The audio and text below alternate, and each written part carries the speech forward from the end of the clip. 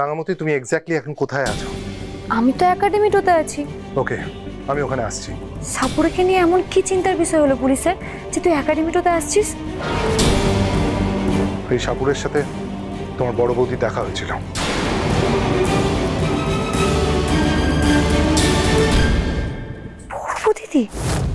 বড় দিদি সাপুরের সঙ্গে দেখা করে কি করেছে? তুমি একাডেমিতে আছো তো, তুমি ওখানেই থাকো। আমি ওখানে এসে তোমায় সবটা বলছি। আমি এক্ষুনি আসছি।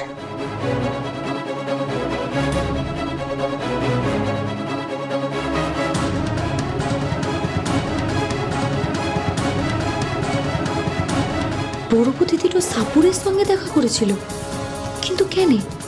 আর পুলিশেরই বা সেটা জানলো কি করে? সাপুরের সঙ্গে দেখা করে কি করতে চাইছে বড় দিদিটা? সত্যজিৎ বাবু কি এমন খবর দিল যে রাঙার মুখটা কেমন যেন হয়ে গেল? কিছু একটা নিয়ে যেন ভাবছে মনে হচ্ছে।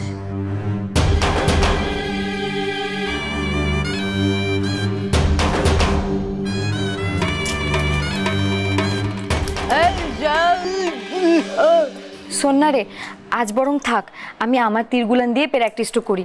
আসলে কি বলতো, হঠাৎ করে নতুন তীর দিয়ে প্র্যাকটিসটা করলে আমার অসুবিধাটা হতে পারে। কিছু মনে করিস না।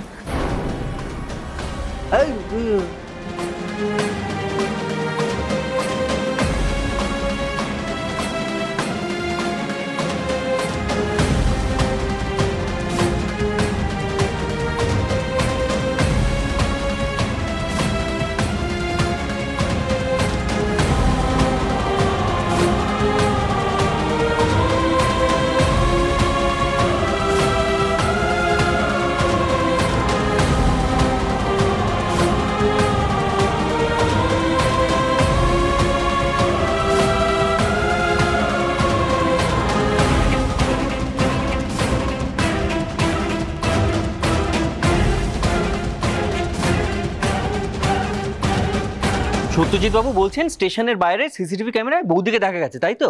এবার আমার প্রশ্ন, তারপরে বৌদি কোথায় গেল? গেলে রাস্তা দিয়ে যাবে। এখন প্রত্যেকটা রাস্তায় প্রত্যেকটা সিগন্যালে সিসিটিভি থাকে। পুলিশ আসলে সিসিটিভি ফুটেজ ভালো করে খোঁজেনি, খুঁজলেই বৌদির খোঁজ পেত। হ্যাঁ, তা তো ঠিকই। নিশ্চয়ই। তুমি একটা কথা ভাব, আচ্ছা পুলিশ চাইলে কি না পারে বলো তো পিসি? স্টেশন থেকে দুটো রাস্তায় দুদিকে গেছে, বৌদি যেদিকেই যা সেই রাস্তায় তো সিসিটিভি আছে, আমরা জানি সেটা। বৌদি তো উড়ে যাবে না, তাহলে কোথায় গেল? কিন্তু ধর যদি ও কোনো গাড়িতে উঠে ওই স্টেশন থেকে চলে গিয়ে থাকে, তাহলে তো সেটা সিসিটিভি রিভিউ করে লাভ নেই, তাই না? তাই তো, তাহলে তো ধরা পড়ার কথাই নয়। কি বলছিস কি তুই? আরে যদি গাড়িতে ওঠে তারও তো একটা ফুটেজ থাকবে। পুলিশ কি বলেছে সেরকম করে ফুটেজের কথা? বলেছে তোমাকে? বল না। তাহলে তোর কথাটা ঠিক হলো, ব্যাপারটা না দিনে দিনে এতটা ঘোরালো হয়ে যাচ্ছে, আমার আর ভালো লাগছে না। বড় বৌদি এত অশান্তি তৈরি করছে বাড়ির বাইরে থেকে। এত দিনে তুই আমার মনের মতো একটা কথা বললি, বাড়িতে রাঙা অশান্তি তৈরি করছে, বাড়ির বাইরে গিয়ে বৌদি অশান্তি তৈরি করছে, ফালতু ঝামেলা। এই বাড়িতে আর ভালো লাগে না, জানিস তো আমার। হ্যাঁ, এই কি রে, এগুলো কি?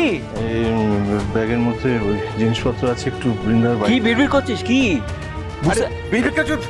কোথায় বিক্রি করছো? পরিষ্কার করে তো বলছি তো। কি ব্যাগের মধ্যে কিছু জিনিস আছে, বৃন্দার সব জিনিসপত্র আমি গুছিয়ে রেখে এসেছি, সব ব্যাগে ঢুকিয়ে দিয়েছি আমি ওগুলো। আর এই এই গয়না আছে, এগুলো গিয়ে বৃন্দার মার কাছে দিয়ে আসতে হবে। একটু দয়া করে দিয়ে আয় তোরা কেউ। আমার ভালো লাগছে না। আমি চাই না আবার বৃন্দার মা এসে এই জিনিসপত্র নিয়ে আমাদের উল্টোপাল্টা কোনো কথা শোনা। এইটা আমি কিছুতেই আমি এটা কিছুতেই চাইছি না। বুঝতে পেরেছিস তোরা? এই এখনো বলছি, তুই একটু আমাকে হেল্প কর। হ্যাঁ, এইগুলো মানে যা ঘটে গেছে এরপর আমি বৃন্দাকে তো মেনে নেব না। আমি বৃন্দাকে তো মেনে নেব না, আর একদমই মেনে নেব না। এরপরে ও যেখানেই যাই, যে নাটকই করুক, ও এই বাড়িতে আর ফিরতে পারবে না। সেই জন্য আমি বলছি এই সব ঝামেলা হাঁটা এখান থেকে, তারপর যা হবে দেখা যাবে। বর্দা ভাই,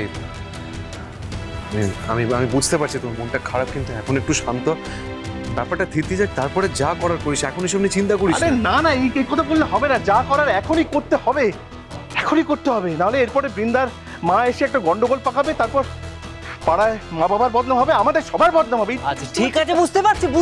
দাদা তুই একটু বস, বুঝতে পারছি। আরে তুই রেগে যাচ্ছিস কেন? তুই আমি খালি জিজ্ঞেস করলাম। আর তুই বৌদি খোঁজ পাওয়া যাবে, মানে আমরা দেখছি কি কি হয়, তাই না? হ্যাঁ, আমরা দেখি। বড়দা ভাই, আমরা যাই করবো আমার বাবা মার সঙ্গে কথা বলে নি, তারপর করবো। যা করা তাড়াতাড়ি কর, যা করা তাড়াতাড়ি কর, আমার ভাল লাগছে না। বৃন্দা কোথায় গেছে, কি করতে চাইছে, কিছুই তো বুঝতে পারছি না। আর পুলিশ এখন অব্দি কিচ্ছু খোঁজ খবর দিতে পারলো না।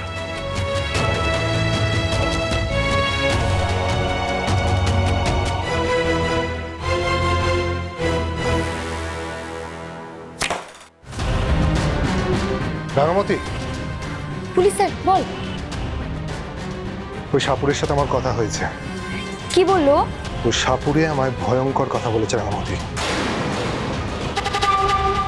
ওই সাপুরে বলেছে যে আমি নির্দোষ স্যার, বিশ্বাস করুন আমি কিছু করিনি স্যার। অন্য পুলিশ দাদা ওনার ছবিটা দেখে আমাকে জিজ্ঞাসা করলো স্যার, আমি দেখেই এগিয়ে এলাম। বিশ্বাস করুন আমি নির্দোষ, আমাকে ছেড়ে দিন স্যার, আপনার পায়ে পড়ো, আপনার পায়ে পড়ি স্যার। তোমায় ছেড়ে দেবো, তার আগে যা জিজ্ঞেস করব ঠিক করে বলবে, কোনো চালাকি করবে না।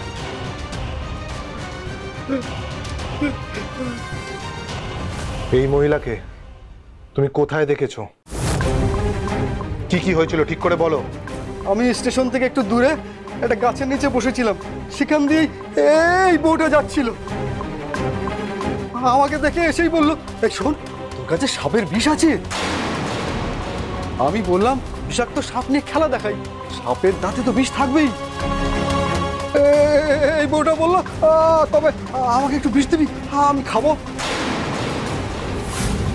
কি বলছিস কি তুই? পরবর্তীতে তো সাপের বিষ চেয়েছিল। সাপুরেটাকে ওরা ধরে ফেলেছে, সে ধরুক, তাতে কোনো লাভ হবে না। আমার উদ্দেশ্য ওরা কোনো দিন বুঝতে পারবে না। আমি সত্যি নিজে খাবো বলে বিষটা চাইনি রে রাঙা।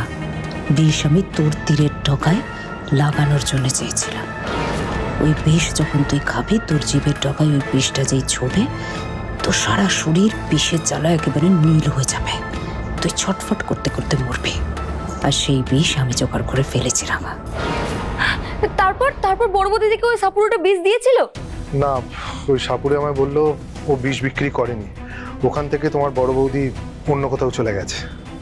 কিন্তু বড় বৌদিটা হঠাৎ সাপের বিষ খুঁজছে কেন?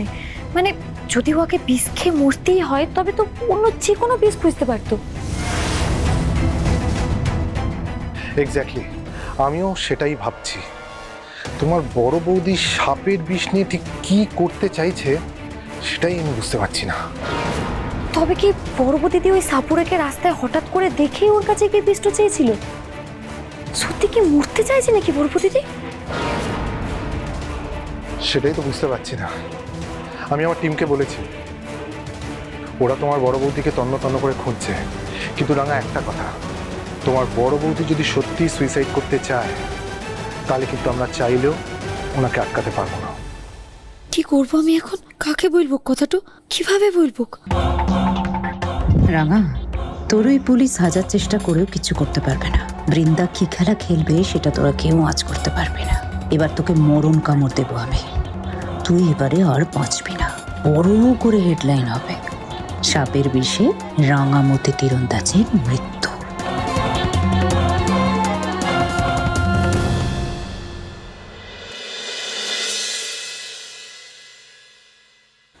এসব তুই কি বলছিস রাঙা? হ্যাঁ সত্যজিৎ বাবু, এসব কি সত্যি?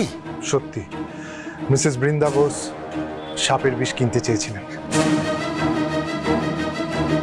সাপের বিষ? সাপের বিষ নিয়ে বৃন্দা কি করবে তা জানি না, তবে সাপুরিকে জেরা করে আমরা যেটা জানতে পেরেছি, মিসেস বৃন্দা বোস বিষ কিনতে চেয়েছিলেন।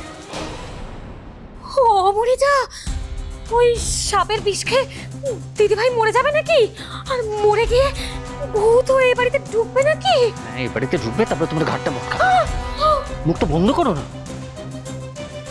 কিন্তু বৃন্দার মতো মেয়ে সাপের বিষ খেয়ে সুইসাইড করবে না, আমার মনে হচ্ছে না। কারণ সত্যজিৎ স্যার তো নিজে বলছেন যে বড় বৌদি সাপুরের থেকে বিষ চেয়েছিল, আর বিষ চাইবেই বা কেন? আমারও ঘটনাটা কেমন রহস্যজনক লাগছে। রাঙামতি।